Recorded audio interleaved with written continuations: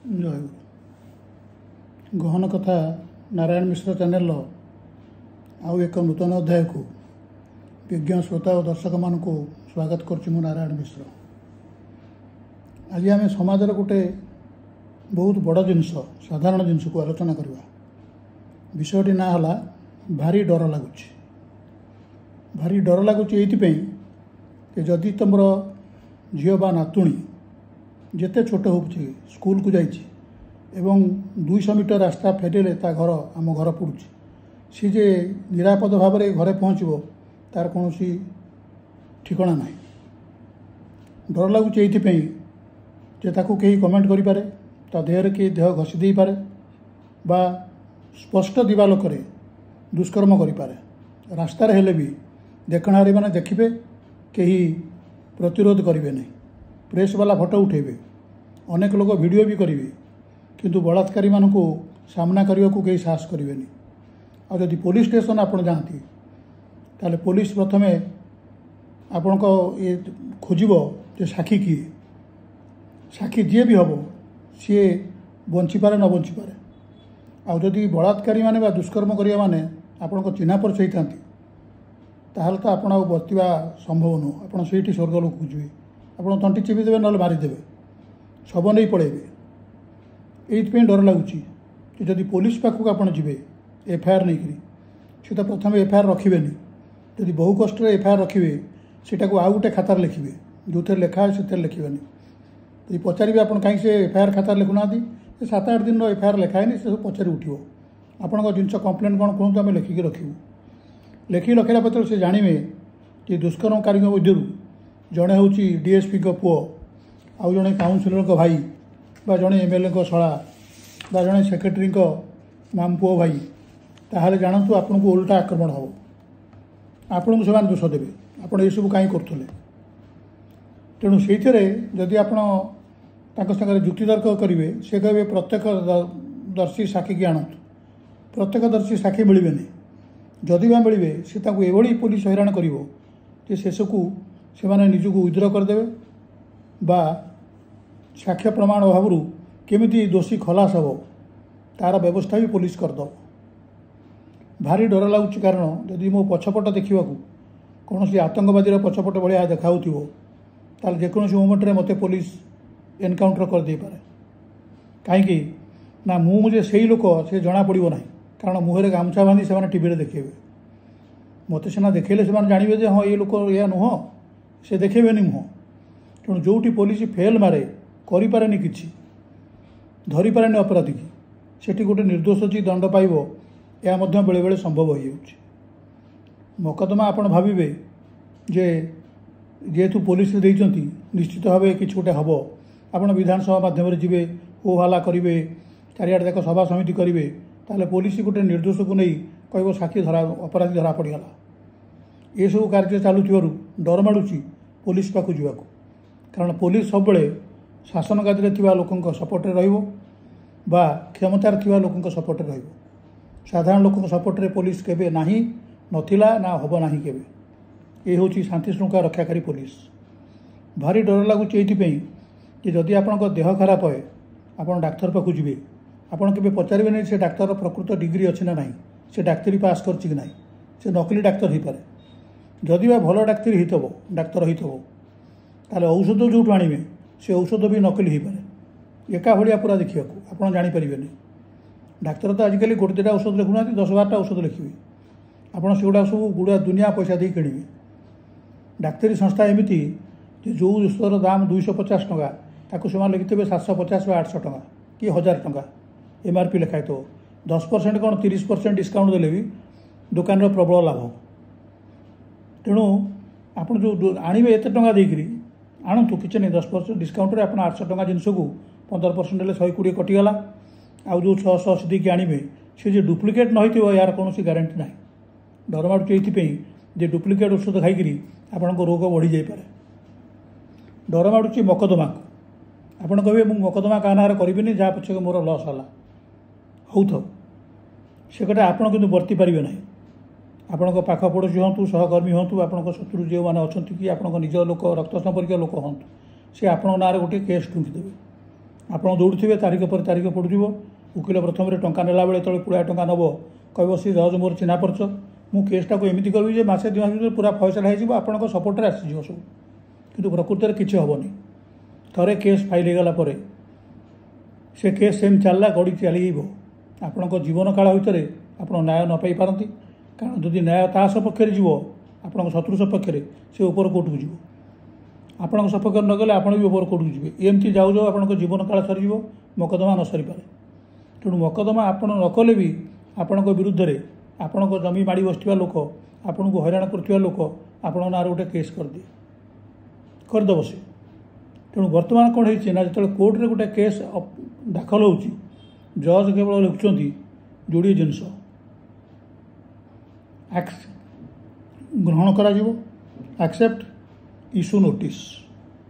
ସାଙ୍ଗେ ସାଙ୍ଗେ ତାକୁ ଆକ୍ସେପ୍ଟ କରି ସେ କ'ଣ କେଉଁ ବିଷୟରେ କହିଛି, କ'ଣ କରିଛି, ତାକୁ ଭଲ ଭାବରେ ଶୁଣିବା ଦରକାର ନାହିଁ।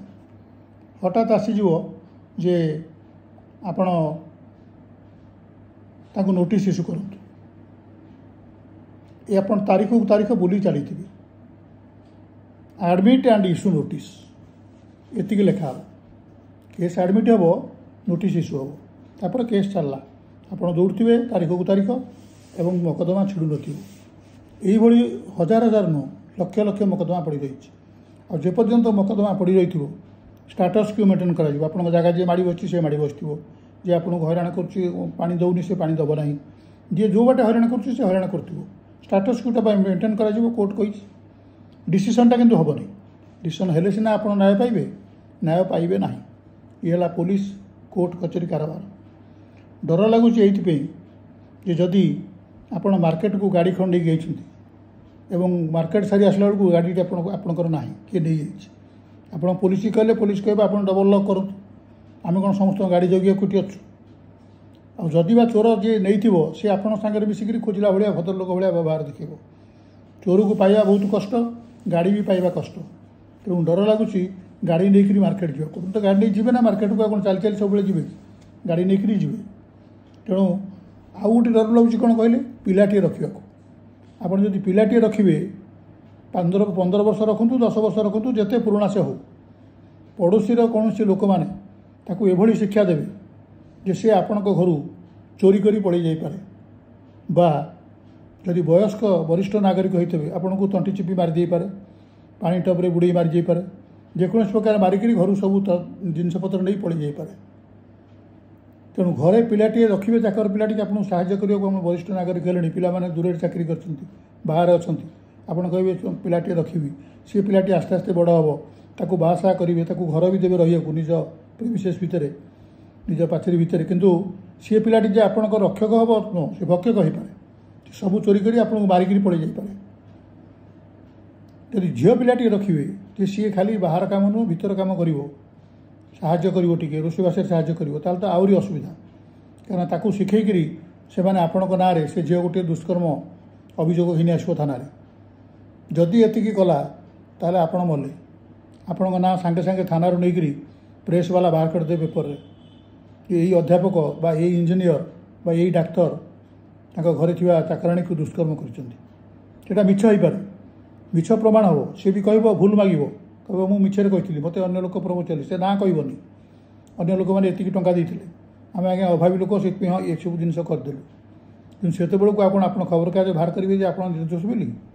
ସେତେବେଳକୁ ଆପଣଙ୍କ ଚରିତ୍ରରେ କଳଙ୍କ ଲାଗି ସାରିଥିବ ଏବଂ ସେ କଳଙ୍କ ଆଉ ଧୋଇବନି, ଜୀବନ ସାରା ଧୋଇବନି। ଆପଣଙ୍କ ଘର ଲୋକ ବି ଆପଣଙ୍କୁ କ୍ଷମା କରିବେନି। ମିଛ ହେଲେ ବି ତେଣୁ ଘରେ ଗୋଟିଏ ଚାକରାଣୀ ରଖିବା ବା ଏକୁଟିଆ ବେଳେ କୌଣସି ଚାକରାଣୀ ସହିତ ରହିବା, ଇଏ ସଦାସର୍ବଦା ବିପଜ୍ଜନକ। ଆଉ ଡର ମାଡ଼ୁଛି ସେଥିପାଇଁ ଯେ ଆପଣ କାହାକୁ ରଖିପାରିବେନି ଘରେ, ପରମାନେଣ୍ଟଲି ହେଉ କି ଟେମ୍ପୋରାରୀ ହେଉ। ଆଉ ଡର ମାଡ଼ୁଛି କ'ଣ ପାଇଁ କହିଲେ, ବେଶୀ ଡର ମାଡ଼ୁଛି ଯେ ଯେଉଁମାନେ ଆପଣଙ୍କ ପାଖ ଲୋକ, ଯେଉଁମାନଙ୍କ ଭରସାରେ ଆପଣଙ୍କ ନାତୁଣୀକି ବା ଝିଅକୁ ଛାଡ଼ି ଦେଇପାରନ୍ତି, ସେମାନେ ହିଁ ବଦମାସି କରୁଛନ୍ତି। ସେ ଦାଦା ହୋଇପାରନ୍ତି ବା କକେଇ ହୋଇପାରନ୍ତି, ସେ ଆପଣଙ୍କର ବଡ଼ବାପା ହୋଇପାରନ୍ତି, ସେ ଆପଣଙ୍କ ମାମୁଁ ହୋଇପାରନ୍ତି, ଇଭିନ୍ ଅଜା ବି ହୋଇପାରନ୍ତି। ଏମାନେ ସମସ୍ତେ ୟାଙ୍କ ଭିତରୁ କେହି ବିଶ୍ୱାସଯୋଗ୍ୟ ନୁହନ୍ତି। ଦୁଷ୍କର୍ମ କରିବା ଏଭଳି ଏକ ଜିନିଷ ହେଲାଣି ଯେ ଯେକୌଣସି ମୋମେଣ୍ଟରେ ଯାହାକୁ ମନ ତାକୁ ଦୁଷ୍କର୍ମ କରାଯାଇପାରେ ଏବଂ କରାଗଲା ପରେ ସେ ହଜିଯିବ, ଆଉ ସେ ମିଳିବନି। ତା ମୋବାଇଲ ସୁଇଚ୍ ଅଫ୍ ହୋଇଯିବ, ବହୁତ ଦିନ ପର୍ଯ୍ୟନ୍ତ ସେ ମିଳିବନି। ଆପଣ ଯଦି ପୋଲିସ ପଛରେ ଗୋଡ଼େଇବେ, ପୋଲିସ ଅବାଶେଷରେ ଯେତେବେଳେ ତାକୁ ପାଇବ, ତା ଶବ ପାଇବ, ତାକୁ ଆଉ ପାଇବନି, ତାକୁ ମାରି କେଉଁଠି ଫିଙ୍ଗି ଦେଇଥିବେ।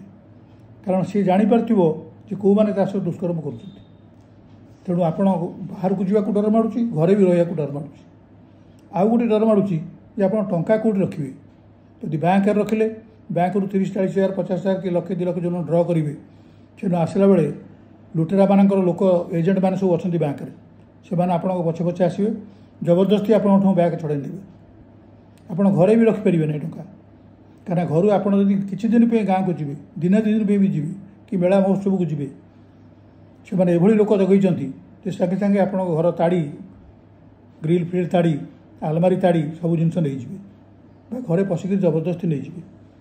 ତେଣୁ ଟଙ୍କା ରଖିବାକୁ ବି ଡର ମାଡ଼ୁଛି, ଘରେ ରଖିବାକୁ ଡର ମାଡ଼ୁଛି, ବ୍ୟାଙ୍କରେ ରଖିବାକୁ ବି ଡର ମାଡ଼ୁଛି। ତେଣୁ ଆପଣ ଡରିବେ କାହାକୁ?